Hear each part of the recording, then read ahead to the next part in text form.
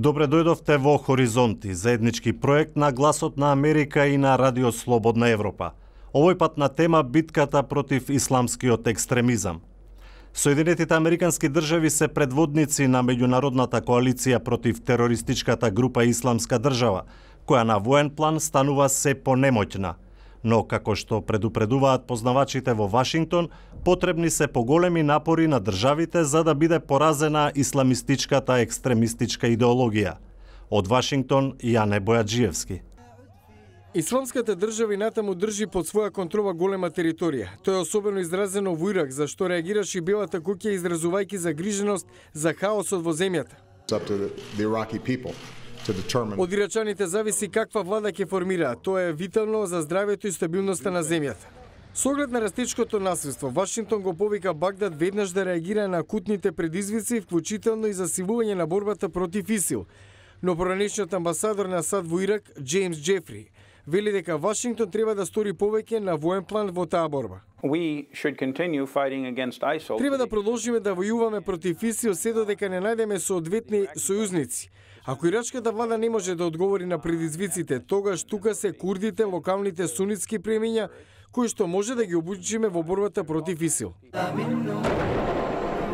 Според аналитичарите, очигледно е дека Исламската држава го чувствува притисокот од постојаните воздушни напади врз нафтената инфраструктура на територијата што е под нивна контрола и дека тоа се рефлектира на нивните залихи со готовина во Ирак и во Сирија. Сепак меѓународната заедница нема голем успех во поразување на екстремистичката идеологија, коментира Фара Пандит, експертка од Советот за надворешни работи. Најмалку 1 милиарда муслимани се под 30 годишна возраст. И токму оваа демографска група е мета на регрутирање. Да го запреме овој тренд не е важно само регистрирање на бројот на странски борци во редовите на ИСИЛ, туку треба да земеме предвид и колку млади ширум светот се симпатизери на нивната идеологија. Ние против нив. Ниту една земја во светот нема сторено доволно да ги одврати младите да бидат заведени од екстремистичката идеологија. Но Ричард Стенгел, државен подсекретар за јавна дипломатија во Стейт департментот, за Гласот на Америка кажа дека гледа позитивни знаци од активностите на коалиционите сили на теренот. Поддршката на ИСИЛ се намалува за 20%, а 80% од младите велат дека не поддржуваат насилство. Тоа е здраво размислување кај младите кои се против погрешна интерпретација на исламот. Сепак, и натаму мора да се работи на превенција од опасноста од злоупотреба на исламот за ширење радикална и екстремистичка идеологија, вели Кит Елисон, прв муслиман избран во Конгресот. Тој за Гласот на Америка кажа: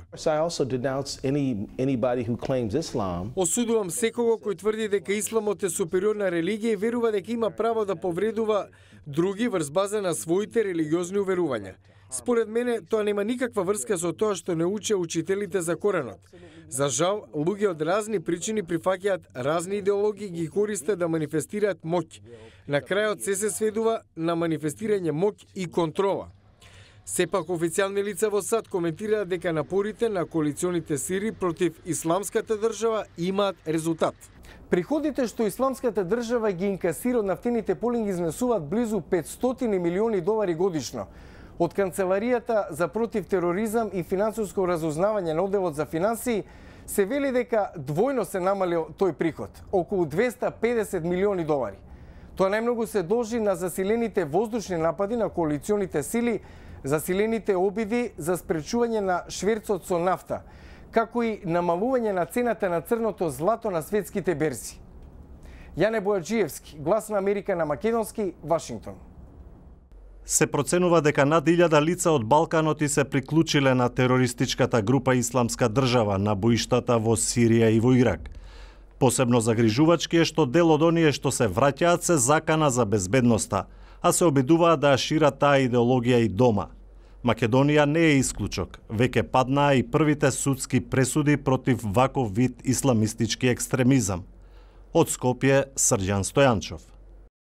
Помалку невообичаено, најчесто молчаливите директори на службите за безбедност во изминативе недели дадоа интервјуа за различни медиуми во кои ја нагласуваат опасноста од повратниците од странски боишта. Директорот на Агенцијата за разузнавање Наќа Чудлев во интервју за Дневник вели дека прва закана се терористичките борци кои се враќаат од боиштата во Ирак и во Сирија, но и опасноста терористите да го искористат бегалскиот бран за да дојдат во Европа. Директорот на Управата за безбедност и контраразузнавање Љупчо Андоновски пак во интервју за Прес 24 излегува со сличен став, но и двајцата смируваат дека ситуацијата е под контрола. Председателот Ѓорге Иванов веднаш по терористичките напади во Брисел рече дека е очигледно дека дел од напаѓачите, како и оние кои ги извршија терористичките напади во Париз минатата година, ја користеле балканската рута. Да не бидеме наивни, само во Македонија имаме 72 повратници од лица кои учествувале на боиштата. Отишле како екстремисти, се вратиле како терористи. 60% од тие од Балканот, значи преку 1000 лица од Балканот учествуваат во Сирија. 60% од нив се вратени. Илјадници се веќе има бројка до 3000 има повратници на територија на Европската унија. Значи тие ги користеле овие рути на бегалците, меѓу нив продреле и се вратиле и сега еве што се случува. Експертите за безбедност долго време предупредуваат на опасноста од повратниците од странските боишта. Не само Македонија, воопшто регионот на Западен Балкан, значи сите земји околу Македонија, се подложни на вакви влијанија и, како што вие рековте, ова е плодна почва за создавање на вакви терористички групации, кои претежно произлегуваат од исламската идеологија, подкрепена врз основа на сите оние случувања на Блискиот и Далечниот Исток со силни влијанија и кај нас во Република Македонија. Значи, од тој аспект Македонија е навистина ранлива и од тој аспект Македонија треба строго да води сметка за ваквите движења и можните терористички активности врз основа на тоа. Откако неколку македонски граѓани загинаа на странски боишта на Блискиот Исток, собранието изгласа измени на кривичниот закон со што се воведоа казни за учесниците во странски паравојски. Минатото лето полицијата изврши акција под кодно име Ќелија за апсење на осомничени за врбување и финансирање исламистички борци, но и за учество во странски војски. 11 луѓе беа обвинети за случајот. Меѓу обвинетите беше и оџата Реджеп Мемиши од Тутунсуш џамијата во Скопје. 5 од обвинетите, меѓу кои и оџата, се спогодија со обвинителството за да добијат пониски затворски казни. Тие беа осудени на од 5 до 7 години затвор за врбување исламистички борци, нивно финансирање и учество во странски војски. Судењето за останатите 6 продолжи, но подоцна и тие го признаа делото и се спогодија за пониски казни. Беа осудени на од 2 до 4,5 години затвор.